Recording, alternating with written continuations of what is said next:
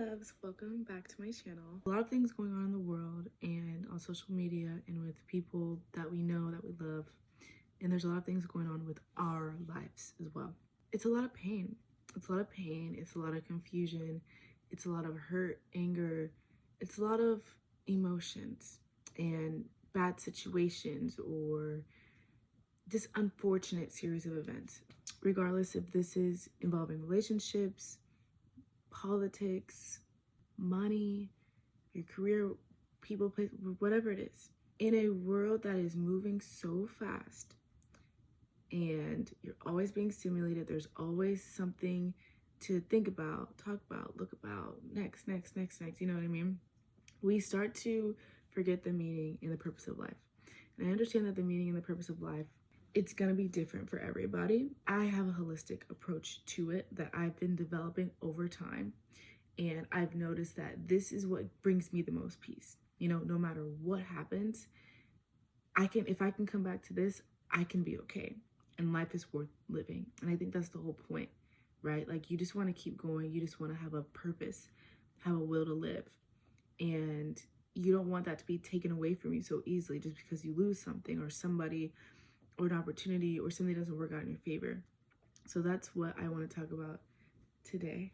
The core to life, the foundation to life is emotions, right? It's not the money and it's not, being famous or being with your dream partner, whatever it is, okay? These things are all manifestations of what it is that you want for your life. But if you knock it down to the micro level, what you want is to experience an emotion. Now that emotion could be joy, that emotion could be relaxation, that emotion could be peace, that emotion could be purpose. That's up to you, right? But underneath everything that we want in this 3D reality is an emotion, right? Because the 3D, the physical realm, is all an illusion, right? Our minds construct reality, right? With using our senses, our 5 senses, right? We intake all of the information, all of the bits of information, and our mind will literally construct a reality using our perception. So whether or not you're experiencing something good or bad, it's all an illusion, right? Because we're not experiencing reality as it is. We can't comprehend that as humans, right? So, if you are going to be the creator and the constructor of your own reality, you might as well construct it in a way that makes you feel good. Yeah. What I prefer in life is to always keep my heart open and always stay soft and always choose healing, right? I know that sounds pretty like she's like, being trying to be perfect and pink, but no, that's not what I mean. People are going to hurt you. Situations are going to hurt you. Things are they're going to change you, right? But your relationship to those things or what happens to you because of those things, in my opinion, should only lead to a better version of you, right? And I'm not saying that if somebody really abuses you and something really fucks you up, like you're gonna be perfect, you're gonna come out and feel amazing and you're gonna deal with it like kill them with kindness. No, that's not what I'm saying. But I see a lot of people go through things, whether it's their childhood, something was taken from them, or they were in a not a good situation, or they were bullied, or even in your adolescence, adult life, like you're just going through something. Maybe you're trying to fit in, maybe you don't have enough money, maybe you want more money, maybe you want more attention. Whatever happens, to an individual, I see people become dark. And I see people with bad situations letting it consume them and change who they are. With the good comes the bad. So we're not going to demonize the bad. We're never going to demonize the bad. A lot of people, when they feel good and happy, they don't attach to that feeling, to that time. They don't attach to that. They just let it go. They're just enjoying and soaking up the present moment of being happy. And then when it comes to the negative emotions, they don't want them. They don't want to experience them. They just want to push them away. I don't want anything to do with you. What you do is you attached to the negativity without even realizing it. You're attaching to it because you're trying to understand it. You're trying to analyze it. You're trying to make sense of it. You're trying to push it away, which is not letting it come, letting it go, like you do your positive emotions. And so I see people unintentionally, unconsciously getting deeper and deeper and getting more and more and more attached to their negative emotions. And I don't even want to say negative emotions. That's just like a whole connotation. I mean, emotions that they don't want to feel. Because who's going to get surprised with a brand new car and maybe you get engaged, or maybe, something happens and like not want to feel that way. You're not going to push that away, right? It's going to come and it's going to go. I had to rest my back. But I see people getting consumed in their darkness, and it turns them into such a unfortunate version of themselves. I see people hurt other people. I've been hurt myself by people that have been very hurt in their childhood. And am I saying, it doesn't matter that you were hurt? No, I'm not saying that, but it's equally just as important to be aware of how you're transforming the hurt that you've experienced. Are you hurting others? Are you hurting yourself more? Are you creating more hurt for yourself? You get what I'm saying?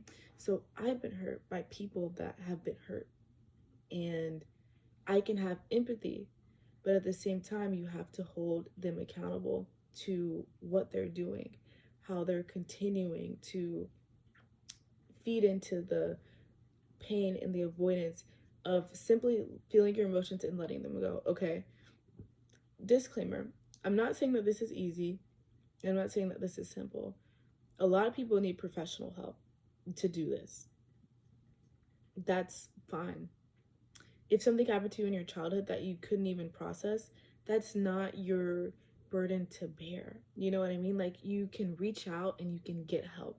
You deserve help. You deserve it. If you're in a really toxic relationship, you deserve help. Whether it's your friends, your family, professional, you deserve help. You should have it. I'm not telling people to go through things on their own and figure it all out. There's some of us, like me, that are extremely introspective and that want to figure it out on their own. I also do ask for help, but my point is, I'm very intentional about not letting my pain turn me into a version of myself that I don't want to be. And when you allow yourself to do that, you start detaching from what life is truly about, what you want life to be truly about, right? Like, what really brings you peace and happiness and fulfillment. You start losing sight of that, and you literally start going in another direction. And the worst part is, you don't even realize what's happening. We're gonna get comfy, okay? Grab your stuffed animal and let's listen up, okay? I remember I got into a relationship and then it ended, and I was so scared of this person. I was so scared of myself. I couldn't even trust myself. Like, I was having nightmares. I was not emotionally regulated. I was attached. I didn't trust this person. I couldn't let go of this person. Like, I got to a point where I didn't even know who I was, all because of pain that was caused to me. I did not know who I was. Like, I was acting out in ways that I don't normally act out, like being so hurtful, so harsh, so rude to this person, to other people, and started trying to work on myself in ways that weren't even aligned, like going to the gym, starting wanting to look good, like all with the wrong intention. Like, okay, this person did this, I'm gonna use all this anger that I have towards them and I'm gonna put it into myself. I'm gonna look good, and it's gonna be F them, and they're gonna regret, like all these things. Like, I was polluted almost because of all that pain. And all I did was blame this person more and more and more and more. I got more hurtful to this person, more harsh. Like, this is your fault. This is your fault that you turned me into this. You did this to me. I'm this version of me because of you. And so now I'm going to play into it. This is who I am now. I remember literally saying, I am turning cold. And I'm not even being dramatic. Like, you see it in movies all the time, but I literally went cold. Like, I'm like, I don't care about you. I'm gonna use you. I don't care about a whole certain group of people, right? And this is when you start seeing the red pill, blue pill stuff. Like, all women hate men, all men hate women, all gay, straight, whatever. Like, people start hating each other, blacks, Asians, whites. Like, this is when you start feeding into that shit. Okay, and I was so feeding into it. Like, I don't like these types of people. I don't like these types of people. Like, I was like all about me. I was tunnel vision. Like, I'm the best, and I hate everybody. And all these people, if I even sniff that you're gonna hurt me, you're cut off. If I even feel like you're crossing me, I'm coming for you. If I feel like you disrespected me, I'll disrespect you.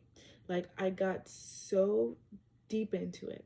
And I'm like, this is making me feel better. Like, I would just feel better and better, like it was a high, right? Until you crash and you realize, like, I'm hurting. I'm in pain. And what happened is basically I became the observer of my feelings and my thoughts, or as some may say, I had an ego death, or some may say they became a different version of themselves, whatever. Like, or you could see the personality, whatever. I had a night and I was so overwhelmed that, like, I hit like peak cognition or something. Like, I literally like felt like I came out of my body. And I was literally looking at my own self, like my own personality, my own actions, emotions, behaviors, like outside of them. And I was like, oh my God, why am I being so mean? I'm being so hurtful and hateful, not just towards other people, not just towards this person that hurt me, but towards myself. Like, I am so, that's when I it's hard to put into words, but I could see, like, my mind had constructed a whole reality of how I am the victim and everybody, they need to just fall in line to me. I need to put myself first. I need to protect myself. Everybody's against me. I can only trust myself, right? And I saw that and I was like, wow, like, my mind has created a whole reality that I'm living in. And I can see how I'm treating myself and people. And deep down inside, like, I'm just hurting. Like, I just want to cry. Like, I'm just hurt. Like, I'm literally just in pain. Like, my feelings are hurt. And look what's happened because of it. Look what's been created. Putting certain relationships at risk, putting myself at risk, ruining a reputation, not necessarily, but I'm just giving examples, like severing bonds, like making decisions that you can't take back. All of these things, I could see it all. And from that moment forward, I was like, I will never let my pain do this to me again. I won't. Because it might feel good in the moment, but it's a slow burner. It's going to slowly kill you. And then you're going to look back and be like, I should have just dealt with this shit, with the actual sadness, the actual emotion, ages ago. Because now look, like, people can really build whole lives around their pain and their personas. Like, literally. Like, they think about, like, I don't even want to say these names. I won't say any names, but think about, like, social media people that you know that have been hurt by other people, whether it's the other gender, other race, whatever, or politics on the news, and you just see them talking so down about these not just the person, but the whole population of this person. And then you have people agreeing, like, hyping them up, and now there's a whole movement that is influenced by hating a group of people because you guys all got hurt and now everybody's to blame. No, this is not true. I've been hurt by many people. I've been hurt by men, women, parents, family, strangers, Does that mean that they're all evil? No. And logic is not the same as experience. It's just not. You can logically know, like, this, not all people are bad, but your body will literally have a reaction to it. Like, I remember my first ex-partner, every person that looked like them, and even my ex-partner, like, I had issues with their mother. Every time I saw someone that like reminded me of them, whether it's the same race, same gender, I was like, I don't like this person. That's, you get what I'm saying? Whether it's racism, colorism, genderism, I don't know if that's a thing, but like classism, whatever it is, like literally poor people, wealthy people, homeless people, dogs, cats, whatever.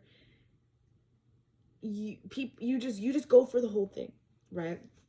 And this is creating so much negativity in the world, and it's not the way. It's not the way. It feels good, but it's not the way. Because number one, what you want is to feel better. And the way that you're going to feel better is if that emotion deep down inside that is causing all of this, pulling all the strings, creating this whole narrative, just wants to be seen and felt and released. Number one. Number two, what you want is readily available to you. You want a partner? You want a job? You want some money? You want your alone time? What do you want? Because you're spending all of your energy focusing on what you didn't have, what didn't go right. What do you want? What you want is available to you. Like, tangibly, you can get it. Are you in the place to get it? No. Because you're not even like, this is like the law of attraction. Like, whatever you focus on, you attract, right? So it's like, you could essentially get a new partner and have a whole new loving relationship, or you could focus on the ex that really hurt you and how they're stupid and how they're ugly and how they're short and how they're broke and how, you know what, all people like them suck. You know what, I'm gonna start building a whole personality just to spite them. You know, you could like actually not even get involved in that and just meet somebody new. But people are too attached, right? You're too attached. It's not even about the person, actually. You're just attached to like the feeling of it. Like, you're just attached to avoiding your own feelings is what it comes down to, right? Because people are not special. Nothing is special outside of you. You're the source of all your emotions. You create your own emotions chemically. If you want to get into the science of it, chemically, you create your own emotions. Nobody else is creating your emotions for you. That's not possible. Your brain, your neurons, your nerves, you get what I'm saying? You're creating it. So it goes with you everywhere. So you're always experiencing yourself through situations, people, things, places. You're experiencing yourself essentially. Not to make it too spiritual or too woo-woo, but you're essentially experiencing yourself technically, right? Because they're your emotions. So this is why you can be with one person and then get over them and be with another person. Okay? If your emotions were in the hands of someone else, then you would literally be trapped with this person forever. But no, we have the ability to move on and love again. We have the ability to move on from a job and work again. We have the ability to lose somebody and be happy again. That's because it's only it's you versus you. You're dealing with your emotions. You're processing them. You're moving through them. Nobody is bibbity bobbity boo doing that to you. This is what we're going to do, okay? Because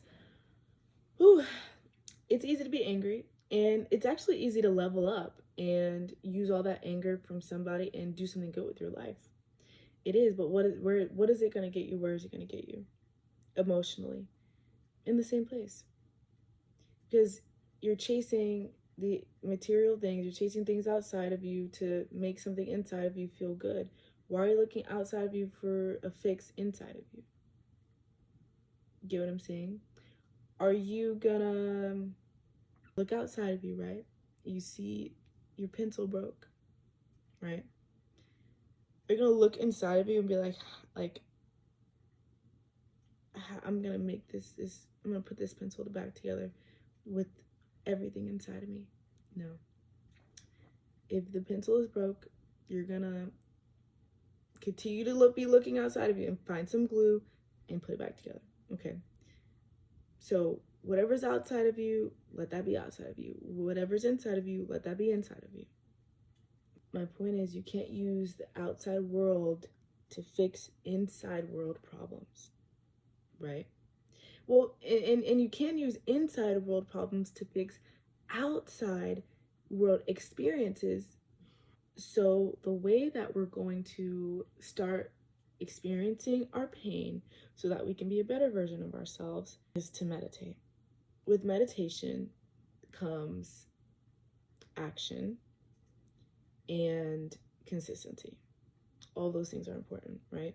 Before I get into that, I just want to say every time that I've chosen to face my feelings and my emotions and lean into them, even if it's embarrassing, hurtful, whatever, it doesn't feel right, and have hope that my life's gonna be better, my life changes like this. Versus when I'm like, I'm not necessarily gonna pay too close attention to those emotions that are screaming at me to look at them. I'm gonna use this anger. I'm gonna use this resentment. I'm gonna use all of this for revenge. I'm gonna look good. Honey, I've looked good. I've grown up. I've had all the exes come back. I've had all of the people come back around. I've had the situations. I've had the bullies. Like they're begging to be my friend now. The opportunities, the money, going viral, all these things. I've had all of that. All of the haha moments, all of the told you so moments, I've had them. And you know where they bring you? Nowhere.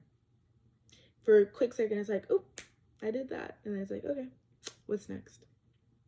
It's the ego, okay? But every time I've fallen into it, like, you know what? I'm hurt. I'm embarrassed. They hurt me. I'm embarrassed to talk about it. I'm embarrassed about all the way it makes me feel. Like, how could they do this to me? I don't even want to be angry at them. I just want to heal. I find something better. And not in a showy way, but in a deep inner satisfactory way. Like, oh my God, I just met someone that I really love and they really love me. And I never thought I would be able to move past the past person, but I did. And now I don't even care about them. I'm not even angry at them. I'm indifferent. And I still have what I want.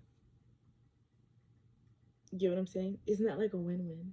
Like, to me it is. All right, it clears your karma, all that. Anyways, so meditation, action, and consistency. So there are two types of meditations that are really important. And the first one is a awareness meditation. What you're going to do is get into a very relaxed space, right? Where you can just sit in silence. You have to practice doing this because it's not easy. Imagine in the gym, you're lifting and you want to be able to lift 100 pounds, but you can only lift 5 pounds. Naturally, you have to go to the gym every day and you have to lift consistently every day. And then eventually you'll be able to lift it, but you have to build that muscle so you can have the strength to do it. So it's the same thing with meditation. It's not going to be easy to sit in silence and just listen to your thoughts, but you have to practice every day. So you start with 5 minutes, then maybe 10, then maybe 20, then maybe you can do for a whole hour. Maybe you can do it 2 times a day, 1 time a day, whatever. All right. The way that you get into a meditation is literally you just sit, you breathe, and you just stay still. Like you can sit, you can lay, you can sleep, you can walk, whatever is safe, okay? You can do a guided meditation, whatever. And you need to start becoming aware of the stories that your mind is telling you. Because you are not your thoughts, you are not your mind. You are energy, pure consciousness. And the human mind, again, constructs reality. So it's not showing you all that there is to it. The fact that you have a brain means you're not experiencing all of reality. You're only experiencing a very small amount, and it's distorted to whatever is in your mind, whether it's trauma, childhood trauma, beliefs, patterns, intentions, whatever, that's distorting it. So what you're seeing is what you're constructing. And similarly, what you are experiencing in here in constructing is like it's reflected back to you, right? And that can get confusing, but like literally, like you're seeing all of reality, right? Imagine a reality is everything everywhere all at once, but your mind can only process some of it in within that small amount that it can process, it's constructing its own perception. So that is happening all inside of you, like in your mind and your brain and your body. And so when I say it's being reflected back, like, I mean, that's your lens, like that's what you can see. So if you have all this trauma and pain, like you're gonna see that, versus like, you know, peace, healing, all that, that's what you're gonna see. The awareness meditation, you're just gonna start practicing being able to watch your thoughts. Watch them come, watch them come. Because what your thoughts are doing is they are, number one, you think 70,000 to 60 to 70,000, maybe more thoughts a day. Not all your thoughts are significant. And why is that? That's because you're not emotionally attached to them, right? If you were emotionally attached to all your thoughts, you would go crazy. You'd probably be schizophrenic, like literally, like where your reality is way off and you start doing dangerous things because you can't even see clearly, right? So 99% of the thoughts that you actually can focus on and think about are actually the same thoughts as the day before, the day before, day before, day before, day before. And you're emotionally attached to them. Your brain, your body, they only care about thoughts that they're emotionally attached to. That's where your attention goes, that's where your focus goes, that's where your awareness goes, where your emotions go. What that's doing is you're recognizing, okay, these are the thoughts that are creating my experiences. And even when you're in that meditative space, you'll start to feel different emotions in your body associated with the thought. So you are not being trapped by those thoughts and those emotions, by those emotionally charged thoughts that are the creators essentially of your reality, right? Like they're the creator of you, basically, right? It's you, it's your identity, basically, because it's how you see. It's your personality, your personal reality. So by meditating and seeing them, you're not being them, which means you're not being the version of yourself that you normally would be. You're watching yourself outside of yourself. You're an observer. What that starts to do is detach you from being an autopilot with your identity, being an autopilot. Like the experience I explained, like how I was like, whoa, I'm not my thoughts. It becomes less logical, more of an experience. Like, whoa, I'm really telling my own story in my own reality. And it's just playing on loop, on loop, on loop, on loop, on loop every day. And everything I see, interact with, touch, hear, smell is all being filtered through this loop. It's just me experiencing me. Until then you go outside of you. And you're like, whoa, this is crazy. Okay. Next, you are going to practice emotionally detaching from your thoughts. And how do you do that, right? Because this whole thing is because you're so emotionally attached to them. How do you emotionally detach?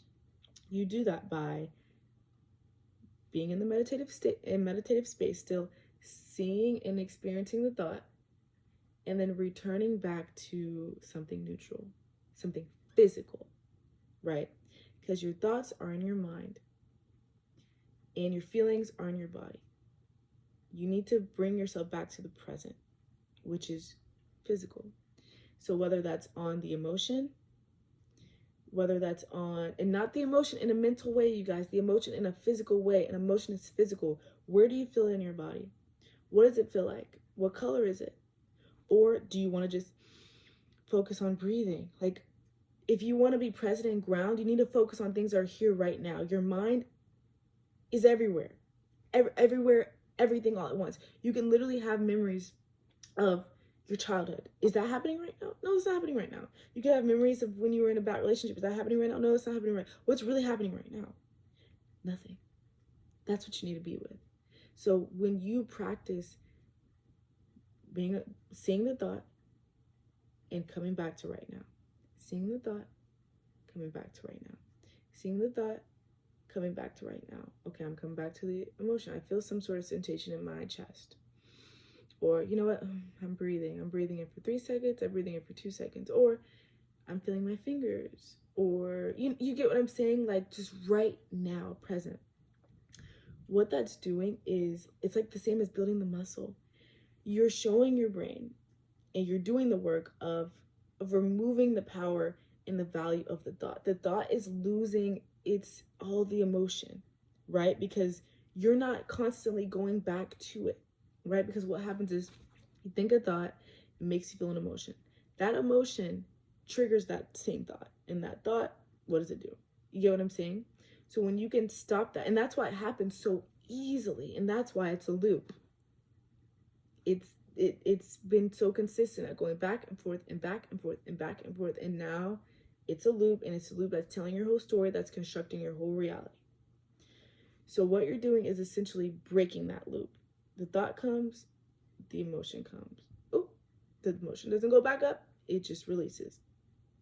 Because you're focusing on it and you're breathing. You're not allowing yourself back into your mind. So then you do that consistently. The thought comes, emotion, stop. Thought comes, emotion, release.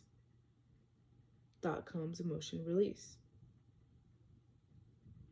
The thought might come again. Now there's no more emotion. Now there's no more thought. And now that's a cycle that you broke. And you have billions of cycles, right? Some of them are good, right? Like I love being taken care of.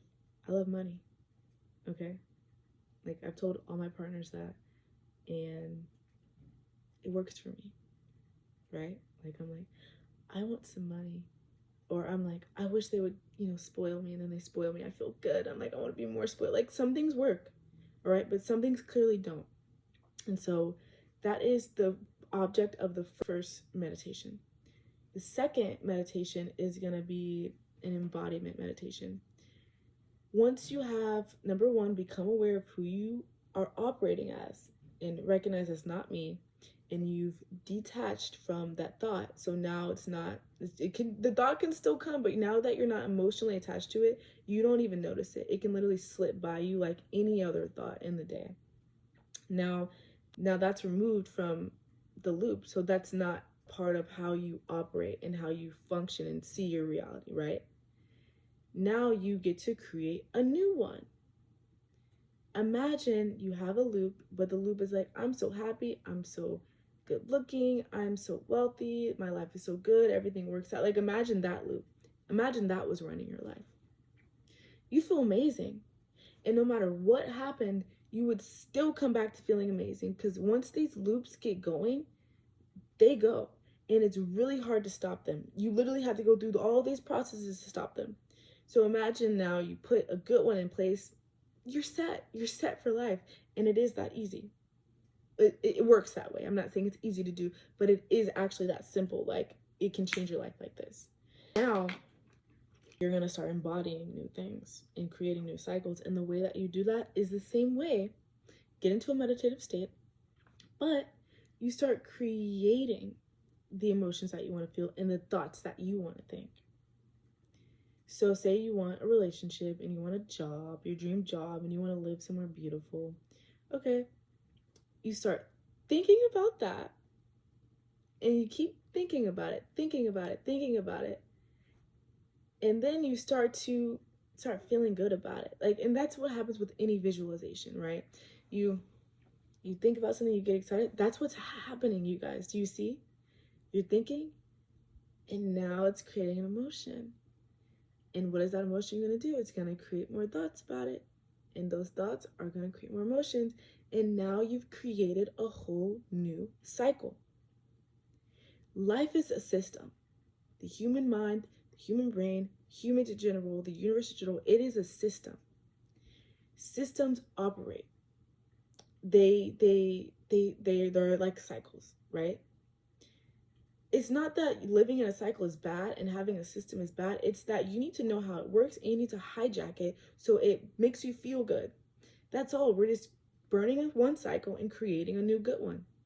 The same way that you're getting rid of an emotion, the same way that you're getting rid of a thought, you're detaching from it, is the same way that it was created. Whether it was your childhood, whether it was something happened, everything is created and destroyed essentially the same way. Now, when your life isn't reflecting what you want it to reflect, it's time to switch up the cycles. When you're able to switch up your cycle, what's going to happen? Your thoughts are going to start changing, and now you're getting emotionally involved with thoughts that you do want to think. And now this is a part of your identity. Now, this is what your mind is working around. This is how your mind is constructing reality. Your mind, remember, your focus and your attention, they're gonna go for your emotions. They're gonna literally focus on, where am I gonna find the emotion that I've been feeling forever? And you've created a new emotion. So now you're finding opportunities, you're finding love, you're finding good vibes because you did the work. And now you don't have to do anything but just live. You don't even have to go looking for it. Your brain's gonna find it. Your personal reality is now constructed around what you've created. Now you have a completely different personality. And it's not on the dark side, it's on the light side. Okay? I'm not trying to demonize dark, anything. With dark comes light, right? But do we want to stay in dark? No. So, and I don't think I explained this, but for the second meditation, you really just visualize. You really just visualize. Like, get creative. You just visualize what you want to see. And you just literally cause physical emotions to come. Like, if you close your eyes right now and you think about meeting the love of your life and living in your dream house, having so much love around you and healing, and I feel good. Like, I can physically feel it and I'm thinking it. That's that easy. That easy. Okay. The most important thing I'll add, though, okay, this is very important. And without this, it's not going to work. Your brain waves need to be in theta. Theta is the state your brain was in when you were a child, up to 7 years old. That's why whoever you were around, your parents, guardians, friends, like that, your brain just absorbed it all. Like, it was very suggestible. So it was easy to create a whole identity and personality when you were a child. And that is like the foundation of who you are today. So the only way to really go back there is to meditate, is to like get yourself so calm. And the best way to describe it is like right before you go to sleep, that hazy feeling, that's it. That is it. That's how you can reach that. And again, you can be laying down, sitting up, maybe even walking, maybe listening to music, maybe you're doing some sort of behavioral therapy like EMDR or hypnosis, whatever it is. Look up how to get into theta brain state, theta brain waves. Like, you can watch a video on YouTube, maybe it'll get you into it. You get what I'm saying? That's essential. That's not hard. That's not hard, but it does take work. It does take work to get there. Like I said, you might not be able to sit with yourself silently for 5 minutes on day one, but by the week is over, if you train that, you are getting better at it. You are able to drop into that theta state way sooner. And another way, I'm just going to throw some more facts in here for the sake of it. Your vagus nerve, toning your vagus nerve also helps you to drop into theta much sooner. Activating your rest and digest nervous system, which is your parasympathetic nervous system, helps you to be able to drop into theta state like this, much quicker. And you do that by taking deep diaphragmatic breaths, deep belly breaths from the bottom of your belly and then up into your chest. Because when you breathe into your chest, it's not filling up your lungs fully. It's shallow. So deep belly breaths. Just look up how to, activate your parasympathetic nervous system, number one, and how to tone your vagus nerve. Just look those two up. I guarantee it'll change your life. Okay. And what that does is literally helps you to get into that, I'm meditating. And then that's when you do everything. The 2 meditations, do those consistently. Okay. And let me read my journal, make sure I said everything. Yeah, you guys, this is the point in life, is to keep moving and to keep enjoying and keep getting what you want. Not physically, but internally. As within, so without. As above, so below. Whatever you are experiencing internally will be reflected back to you. You got to keep that in mind. Stop chasing the physical things. And don't let your pain consume you. Use your pain and get a beautiful life. Not beautiful, listen, beautiful internally. Not beautiful physically. You don't have to literally change your entire life, your hair, all this. You can. It's beautiful. But start here. And everything will follow. Okay? I don't want to see any more villains. And if I ever turn into a villain, it'll be because I had no other choice. No, I'm just kidding. I'm going to try my best to never turn into a villain. And I don't want to see any more villains being created in this generation, in this lifetime, in this society. I love you guys. I hope this video helped. I'm going to go take a shower. Bye. Love you.